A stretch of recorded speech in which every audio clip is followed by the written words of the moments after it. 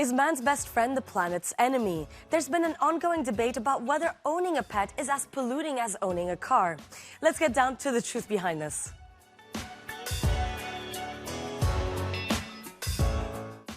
Is your adorable puppy as bad for the planet as a petrol-guzzling car?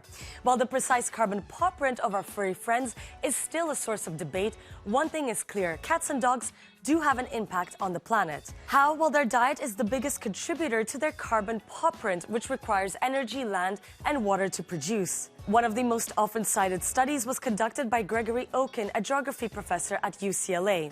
According to his 2017 study, feeding dogs and cats creates the equivalent of around 64 million tons of carbon dioxide in the US each year.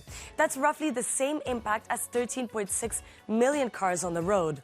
However, multiple scientists have expressed doubts these findings are accurate.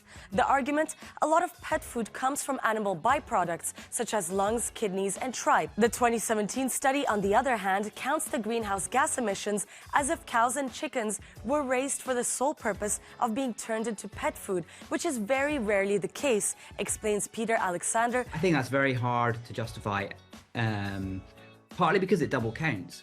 You know, these life cycle assessments that are calculating emission factors for meat are based on how much meat's produced, not how much meat and byproducts are produced. So effectively, you know, if you added everything up in that way, you would end up with more emissions than actually occurred. In Europe, cats were the most popular pets in 2022, with more than 127 million cats residing in 26% of households. But does owning a pet animal pollute more than owning a car? Are pets more polluting than cars? No, they're not.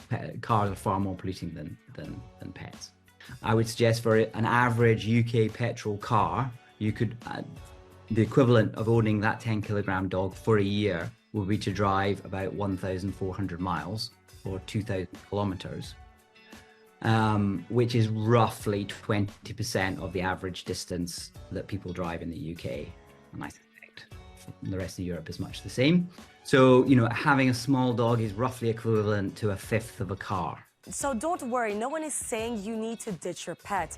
But what should you do if you want to lower your pet's carbon paw print?